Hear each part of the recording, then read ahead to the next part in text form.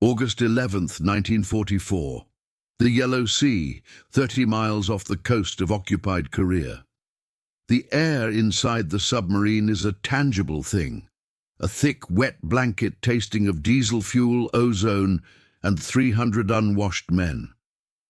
The USS Mako, a Gato-class submarine, drifts at periscope depth, her hull groaning softly against the 100-foot pressure.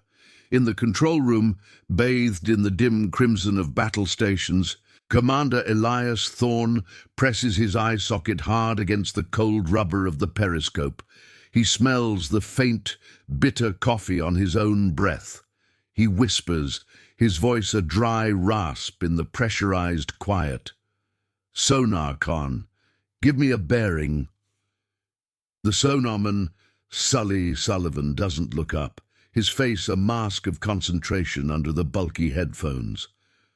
"Con, sonar. I have. Screws, many screws. Bearing 030, moving slow. Sounds. Light." Thorne's hands tighten on the periscope handles. He rotates the lens, a delicate whir of hydraulics the only sound. There. A smudge of smoke on the darkening horizon. He increases magnification. Damn it! The word is a puff of air. The executive officer, Lieutenant Renner, leans in. "What is it, Skipper?" Thorne pulls back, the red light catching the deep lines of frustration etched around his eyes. "Garbage, a trash line, 6, maybe 7 coastal transports.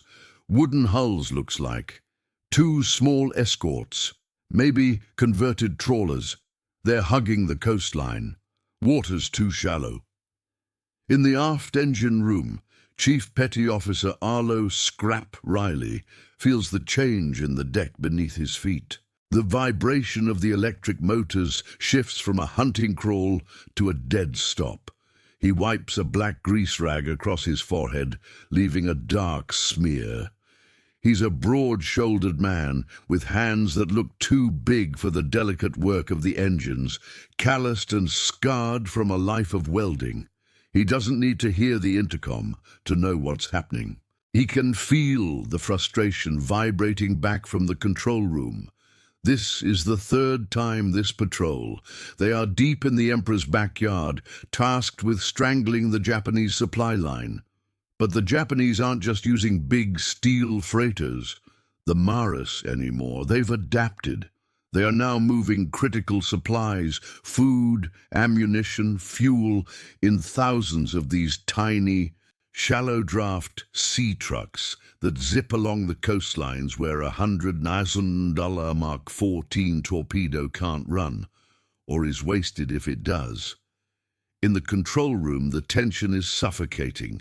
They are a $6 million apex predator, a 500-ton wolf, and they are being mocked by wooden rabbits. "Skipper," Renner says, his voice tight, "we could surface.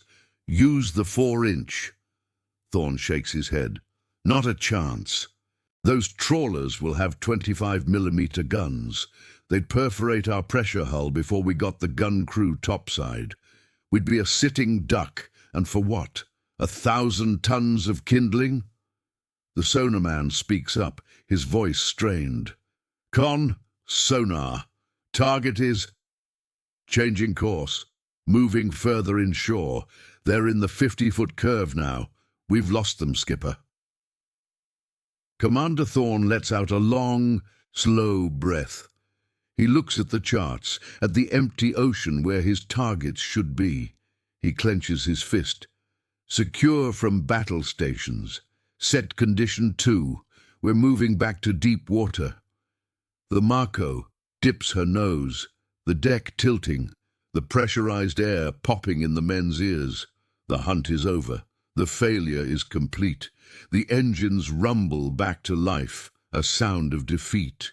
Back in the engine room, Scrap Riley leans his head against the hot steel of the bulkhead. He can picture the Japanese sailors on those little boats, laughing as they hug the shore. Safe.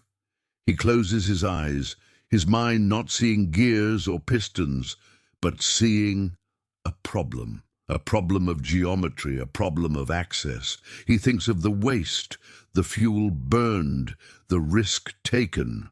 The men holding their breath in this steel can, all for nothing.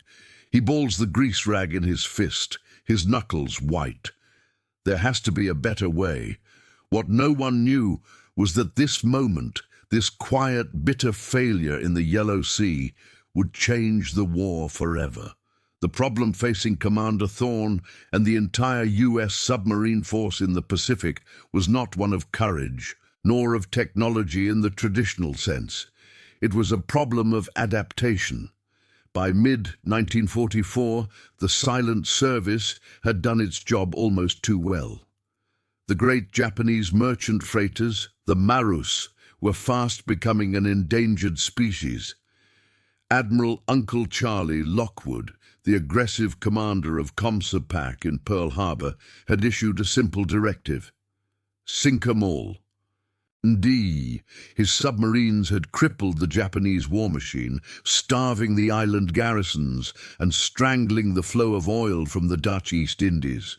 But the Japanese Empire, though wounded, was not stupid. It adapted, shifting its logistical arteries from the deep blue highways of the Pacific to the brown, murky capillaries of its coastal waters. The new lifeblood of the empire was the sea truck, a vast, uncoordinated fleet of wooden schooners, fishing trawlers, motorized barges, and ancient coastal steamers. These vessels, often displacing less than 500 tons, carried rice, rifle ammunition, machine parts, and soldiers, hopping from port to port under the cover of darkness, rarely venturing into water deeper than 100 feet. For the American Gato and Balao-class submarines, these targets were an operational nightmare. The subs were built for the deep. Their primary weapon, the Mark 14 torpedo, was a complex 10 Zundals piece of machinery designed to strike the armored hull of a cruiser or the deep-draft belly of a 10-600-ton oiler. Its magnetic detonator, which was notoriously faulty, and its contact detonator, which required a solid, perpendicular hit, were useless against a flimsy, wooden-hulled barge. Worse, the torpedoes were set to run at a minimum depth of 10 feet, designed to break the keel of a major ship. Many of these sea trucks, loaded down, drew only 8 or 9 feet. A torpedo would run clean underneath them every single time. The only other option was the deck gun. Most fleet boats carried a 3-inch or 4-inch gun, a decent weapon, but using it was suicidal. To use the gun, the submarine had to surface completely. In the cramped, chaotic moments of surfacing, a 10-man gun crew had to scramble out of the hatch, unseal the watertight cannon breech, load a shell, and find the target, all while the submarine wallowed on the surface, its thin pressure hull completely exposed. The sea trucks, though small, were not defenseless. They traveled in packs, armed with heavy machine guns and rapid-fire 25mm cannons. A single lucky burst could puncture the sub's ballast tanks, or worse, the pressure hull, making it impossible to dive. A submarine caught on the surface is a coffin. The math was grim.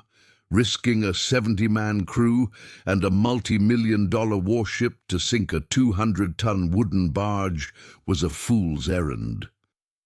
Skippers returned to Midway and Pearl Harbor consumed by frustration, their patrol logs filled with targets sighted unable to engage. They were hunters forced to watch the prey graze safely just beyond their reach. In the halls of BUORD, Bureau of Ordnance in Washington, the problem was met with bureaucratic inertia. The experts saw the submarine as a capital ship ambush weapon, not a coastal brawler. Their solution was to keep improving the torpedoes.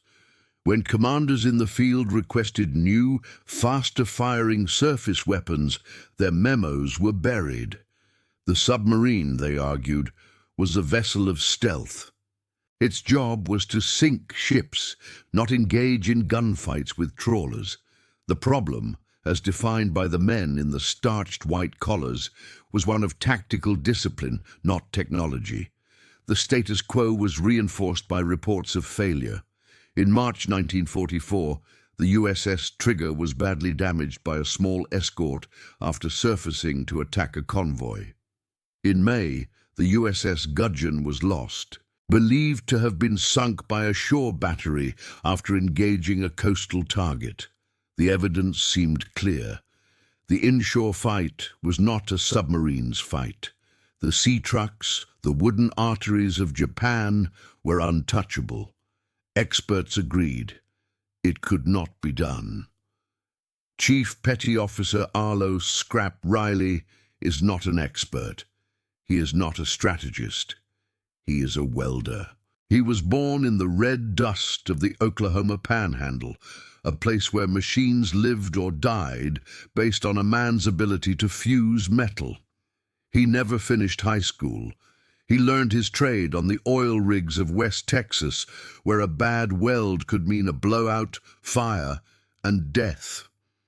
He thinks with his hands, a phrase his father used. He sees the world not in terms of equations, but as a series of physical problems waiting for a physical solution.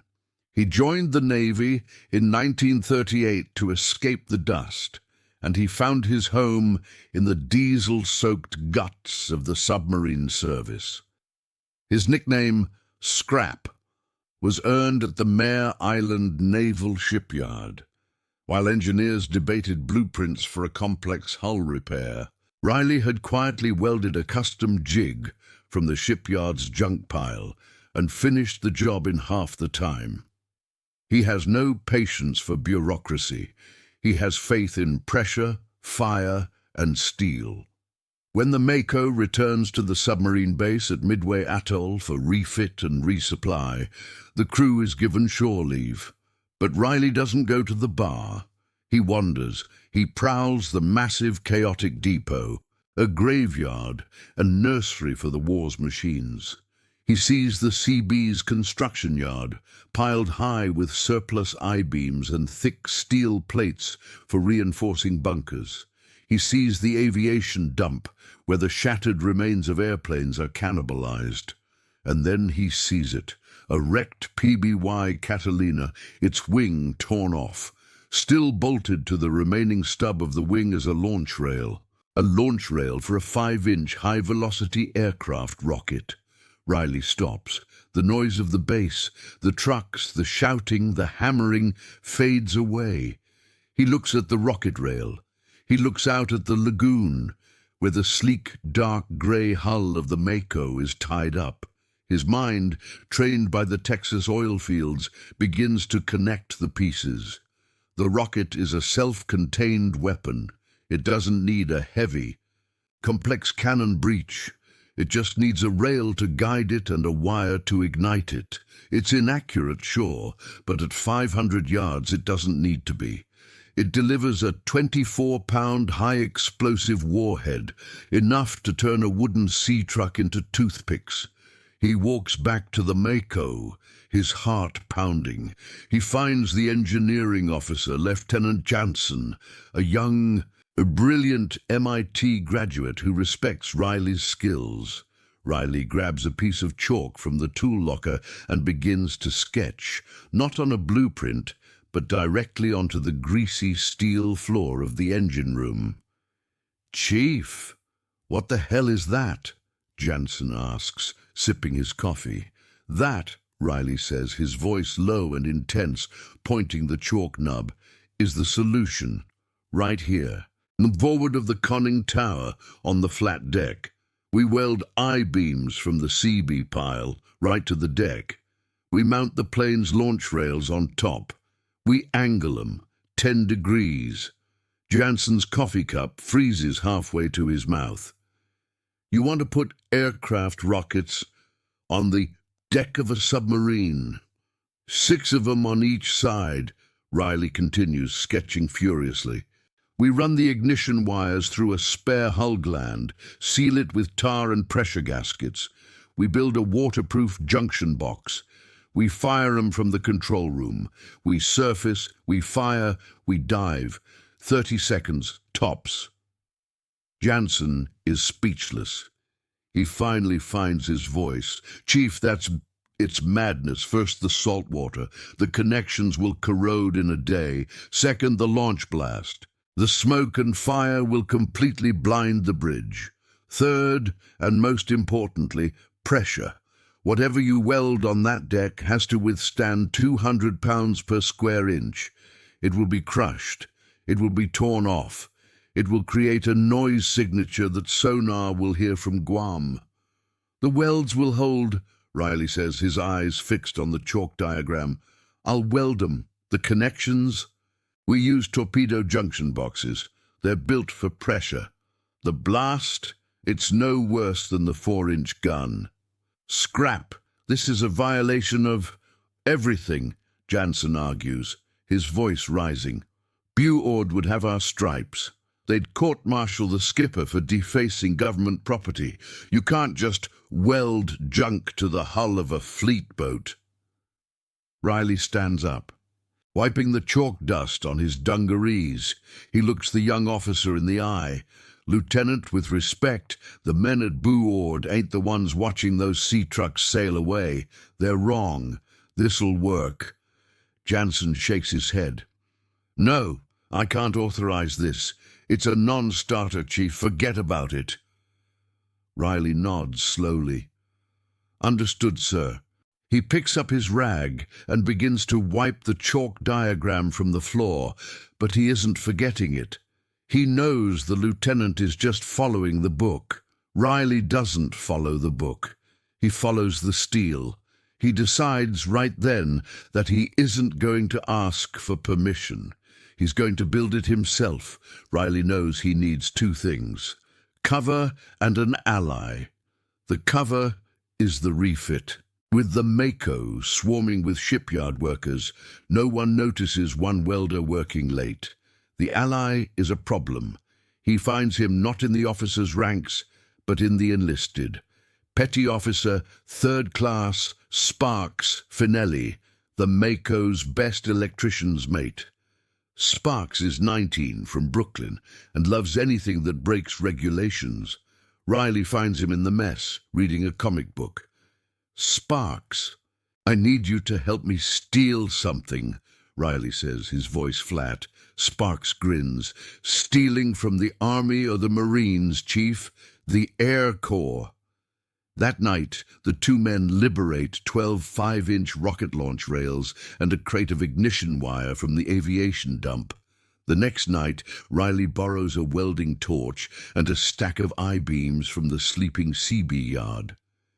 For 3 straight nights, while the rest of the crew is on leave, Riley and Sparks work under the harsh glare of a single utility light on the Mako's forward deck. It is brutal, meticulous work. Riley isn't just tacking metal on.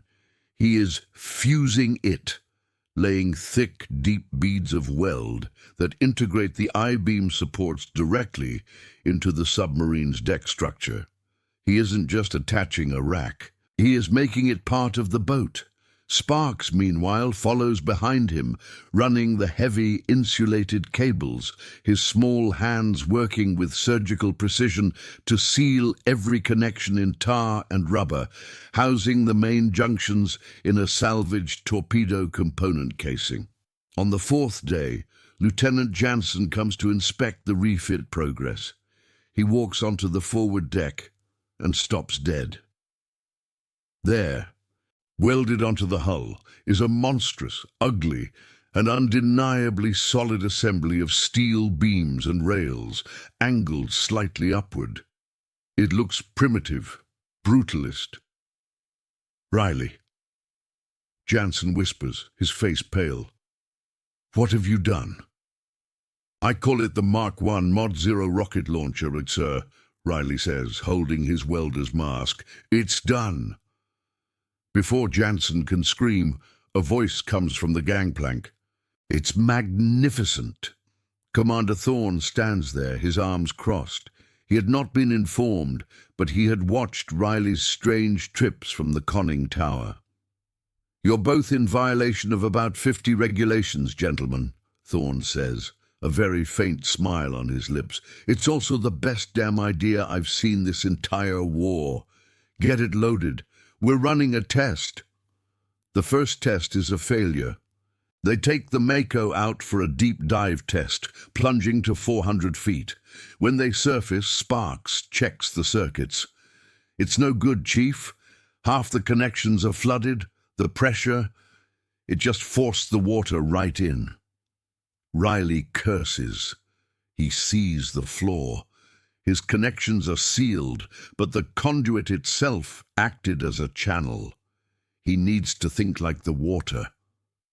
The next day, he and Sparks rip it out and rebuild it, this time packing every inch of the conduit with grease and using a new, more flexible sealant he concocts from rubber gaskets and shellac. The MKO goes on patrol.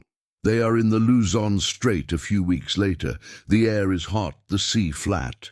"Target bearing 010, the lookout screams from the bridge. Thorne is on the periscope. "It's perfect. A convoy of 3 sea trucks, 1 escort. They're in shallow water, just as we hoped. The sub closes the distance, running on silent electric motors." "Battle stations," Thorne orders, "but not torpedo. Battle stations, rocket." The crew is tense, confused. In the control room, Sparks stands by a new, crude firing panel, his knuckles white. "Surface, surface, surface." The klaxon blares. The Mako surges upward, water cascading off the deck. "Bridge crew, stay below," Thorne shouts. He's at the periscope. "Range, 2,000 yards. Stand by rockets." On the surface, the escort vessel sees them. A light flashes on its bridge. Muzzle flashes follow. Machine gun fire pings harmlessly off the conning tower. "Fire salvo 1!" Thorne yells. Sparks slams his fist onto the firing key. On the forward deck, a roar of fire and smoke erupts. 6 rockets ignite, leaping off their rails in a cloud of white-hot cordite smoke. The submarine shudders from the concussion. The rockets scream through the air. They are inaccurate. One veers off, splashing uselessly, but 5 of them find their mark. The lead sea truck simply disintegrates. A massive flash, followed by a shower of wooden splinters. "Fire salvo 2. The second bank of 6 rockets launches. They plow into the second sea truck and the escort trawler. The trawler's gun is silenced as its bow is blown clean off.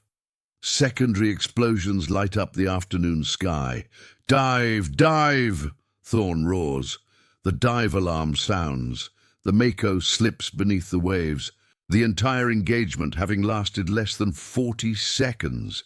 In the silence that follows, the sonar man removes his headphones, his eyes wide. Sonar." I hear. Breaking up noises, multiple targets. "They're gone, Skipper. They're all gone." A slow cheer begins in the control room, a sound of pure, astonished victory.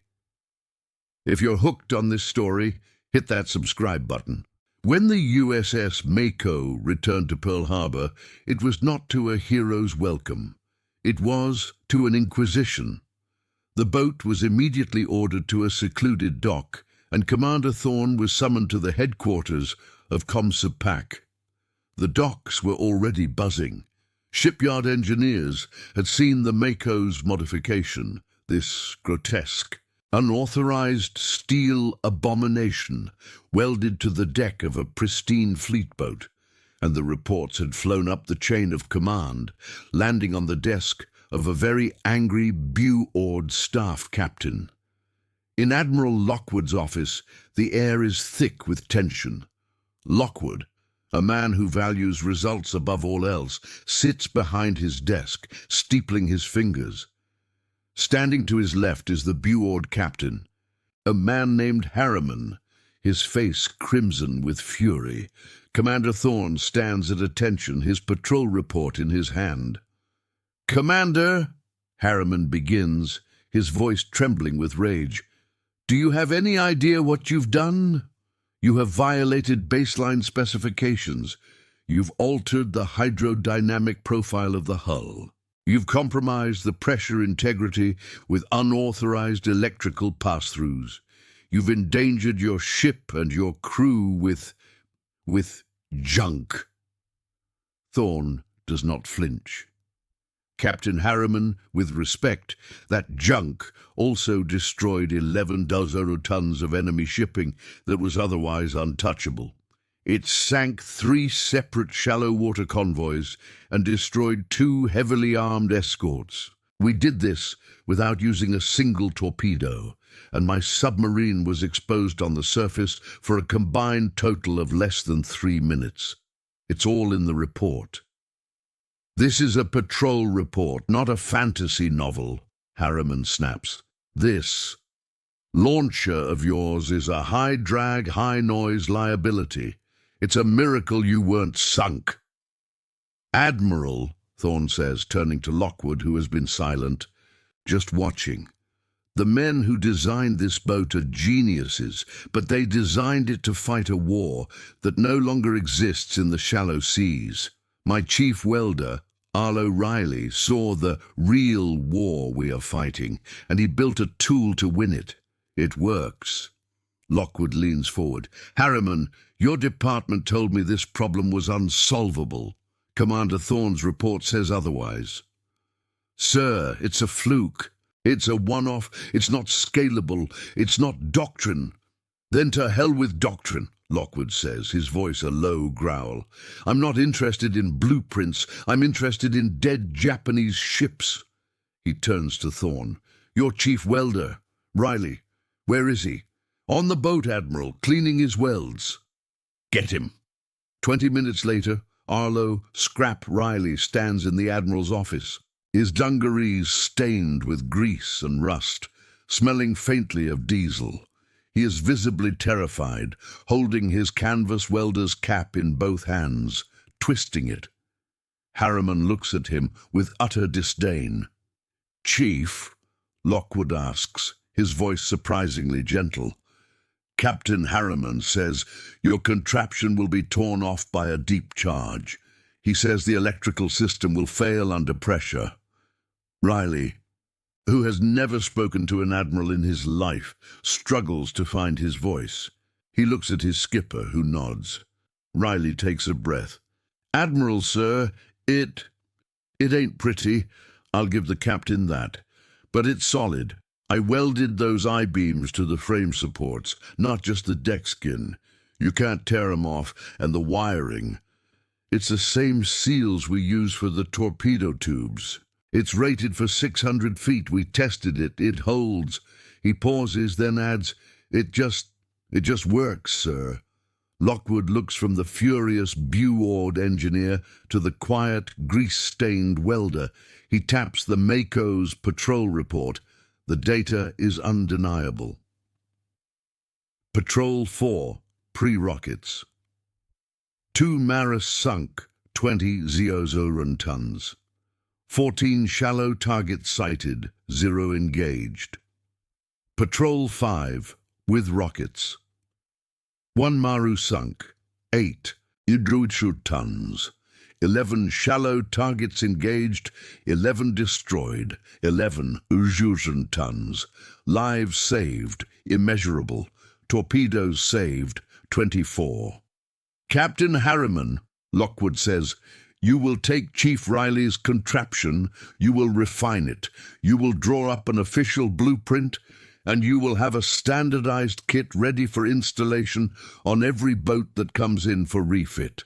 Is that clear?" Harriman's mouth opens and closes. "But, Admiral, the testing." "Commander Thorne and his crew did the testing," Lockwood snaps. "This is no longer an experiment, it's a validated weapon. Riley's mad idea, born from scrap metal and frustration, is about to become official policy. The Riley launcher, though it was officially designated the Mark II submarine rocket system, was never called that by the crews. To the men of the silent service, it was Scrap's Folly or Riley's Rails.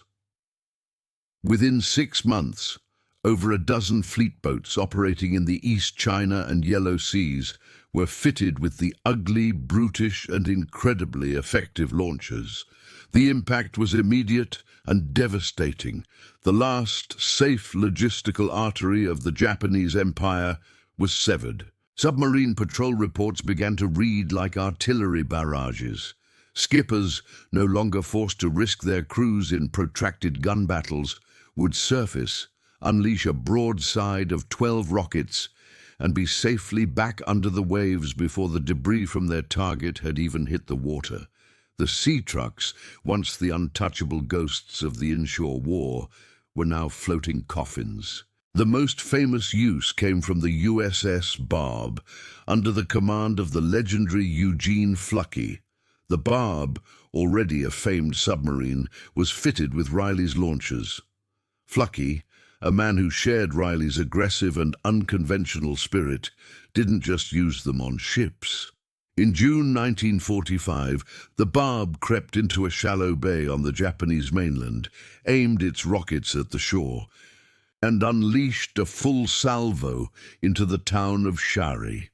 It was the first and only submarine-launched rocket bombardment of the Japanese home islands during the war. Riley's invention had turned the apex predator of the sea into a mobile artillery piece. After the war, Chief Petty Officer Arlo Riley was awarded the Bronze Star for his meritorious service and ingenuity in the development of a new and vital ordnance system. He was offered a commission, a chance to become an officer in the engineering corps he had so long outsmarted. He politely declined. He mustered out of the Navy in 1946, returned to California, and opened a small, successful welding and custom fabrication shop. He rarely spoke of the war. When he died in 1982, his children found a small framed letter in his desk drawer. It was from Commander, now Rear Admiral Elias Thorne, dated 1955. It read, "Dear Chief, I see they are putting guided missiles on our new nuclear submarines. They make your old rails look like toys. But I wanted you to know, I was there when the book said it was impossible, and I watched you prove the book wrong with nothing but fire, steel, and a good idea. They called you mad, Scrap, but your madness saved more men than all the regulations in the Navy. You didn't just weld metal, you changed history. I'd sail with you anywhere." The story of Arlo Riley is not just about rockets or submarines. It is a timeless lesson that the greatest innovations often come not from the halls of power, but from the hands of those closest to the problem. It is a testament to the power of a single, stubborn mind against the tyranny of how things are done. It reminds us that courage isn't just about facing the enemy. It's about facing your own side and saying, there is a better way. What other forgotten stories of courage should we tell? Comment below.